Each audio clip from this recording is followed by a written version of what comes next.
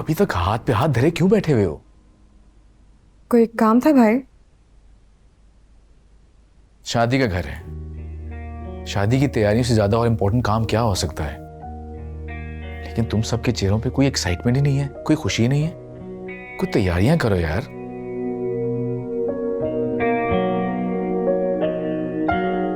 आयमा, क्या तुम अपनी बहन की शादी की खुशी नहीं है क्या? खुशी तो बहुत ज्यादा है भाई, मगर कायनात ने अपने साथ साथ हमें भी संजीदा कर दिया। देखो, इस घर की पहली शादी है, किसी भी किस्म की कोई कमी मुझे नजर नहीं आनी चाहिए। और इसको तुम छोड़ो, तुम धूमधाम से तैयारियां शुरू करो, ठीक है? बल्कि साथ में इसको भी इन्वॉल्व करो। अरे वाह भाई, सब लोग एक साथ जमा है। माशाल्लाह, बहुत प्यार है। वालेकुम अस्सलाम। बैठिए बैठिए। अस्सलाम वालेकुम। कैसी हो बेटा? बिल्कुल ठीक। अस्सलाम वालेकुम। वालेकुम अस्सलाम। आई हूँ तो बैठूंगी भी जरूर, लेकिन एक बात है, तुम लोगों ने तो मुझे बिल्कुल याद नहीं रखा कि तुम्हारी दूर की कोई फुप्पो भी है। फुप्पो ऐसी कोई बात नहीं है। आप सुनाएं, सब ठीक है? सब ठीक है। अरे भाई, मुझे तो पता चला कि कायनात की रुखसती हो रही है, मैं चली आई सबको मुबारकबाद देने। थैंक यू फुप्पो। दरअसल अभी कार्ड बनने दिए मैं शादी के, जैसे ही बन के आएंगे फिर आपको मैं खुद इनवाइट करने आऊंगा। हाँ भाई, जरूर आना, तुम्हारा अपना घर है। वैसे कब हो रही है शादी? अगले महीने फुप्पो। अच्छी बात है, कायनात अपने घर की हो जाएगी। और तुम कब कर रहे हो शादी? वैसे अगर अरसलान भाई जिंदा होते ना तो पहले वलीद की शादी करते। आखिर तुम सब में सबसे बड़ा है, अब नहीं करोगे तो कब करोगे? हम भाई के लिए लड़की देख रहे हैं, बस मुनासिब रिश्ता नहीं मिल रहा कोई। आपकी नजर में कोई हो तो बताइएगा। हाँ भाई, दूर क्यों जाते हो, करीब में देखो। वैसे भी खानदान में इतनी लड़कियां हैं, वलीद जिस पे हाथ रखेगा ना वो खुशी खुशी राजी हो जाएगा अपनी लड़की देने के लिए। दरअसल भाई खानदान में रिश्ता करना नहीं चाहते। क्यों? क्या बुराई है खानदान की लड़कियों में? नहीं, कोई बुराई नहीं है, बल्कि सब अच्छी हैं, लेकिन भाई उनको बिल्कुल कायनात और आयमा की तरह समझते। समझने से क्या होता है?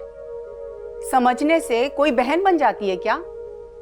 वैसे सच पूछो तो ना, हमेशा से मेरा इरादा वलीद के लिए अपनी सुबुही का था।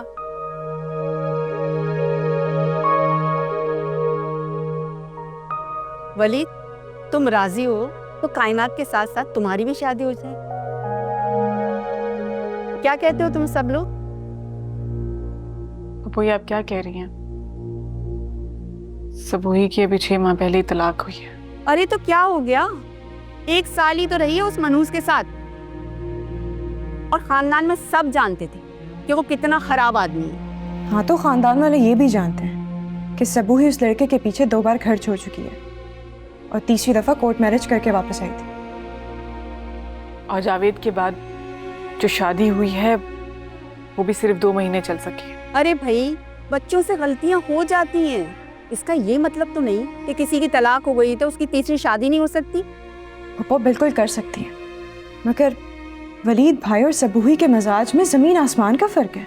अरे तो ढूंढ क्यों नहीं ली वलीद के मिजाज की कोई लड़की? ये क्यों नहीं कहती कि अपने फायदे के लिए तुम लोगों ने वलीद की शादी को रोका हुआ है?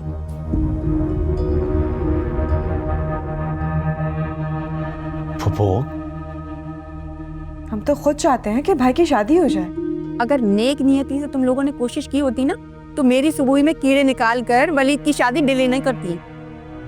देखो वलीद, मैं तो खरी बात करती, मेरी सुबुही को तुमने देखा हुआ है, तुम्हारे सामने है।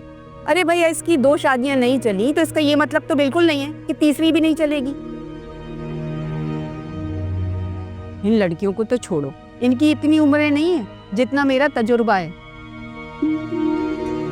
देखो भाई, शादी तुम्हारी है, फैसला भी तुम्हारा होना चाहिए, और तुम अपने बारे में बेहतर सोच सकते हो। मेरी सुबुही तुम्हें खुश रखेगी, और सुबुही को तुम्हारे जैसा लड़का सूट करता है। क्या कहते हो?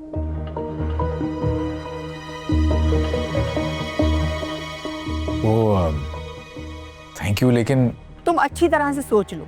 देखो भाई, इतनी उम्र हो गई है तुम्हारी, अब कोई परियों की रानी तो मिलने वाली नहीं है। कोई मिलेगी तो ऐब वाली ही मिलेगी। खुदा ना खास्ता, अल्लाह ना करे। चलो सुबुई। ये बात सी ऑफ करके आपको जी